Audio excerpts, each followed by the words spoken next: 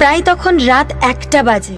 শহরের রাস্তাঘাট সব নীরব হয়ে গেছিল। তখন মোহন নিজের সাইকেল চালিয়ে ফ্যাক্টরি থেকে বাড়ি ফিরছিল। সে যেতে যেতে ভাবছিল, যদি আজকে খাওয়ার জন্য একটা বার্গার পেয়ে যেতাম তাহলে খুব ভালো হতো।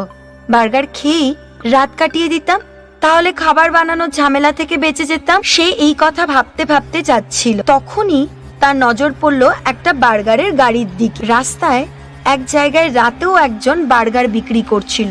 মোহন বার্গার কেনার জন্য ওই গাড়ির সামনে দাঁড়ালো। ও ভাই, বার্গার পাওয়া যাবে এখানে? প্রায় তখন রাত 1টা বাজে। শহরের রাস্তাঘাট সব নীরব হয়ে গেছিল। তখন মোহন নিজের সাইকেল চালিয়ে ফ্যাক্টরি থেকে বাড়ি ফিরছিল। সে যেতে যেতে ভাবছিল, যদি আজকে খাওয়ার জন্য একটা বার্গার পেয়ে যেতাম তাহলে খুব ভালো হতো। বার্গার খেয়েই রাত কাটিয়ে দিতাম, তাহলে খাবার বানানোর ঝামেলা থেকে বেঁচে যেতাম। সে এই কথা ভাবতে ভাবতে যাচ্ছিল, তখনই তার নজর পড়লো একটা বার্গারের গাড়ির দিকে। রাস্তায়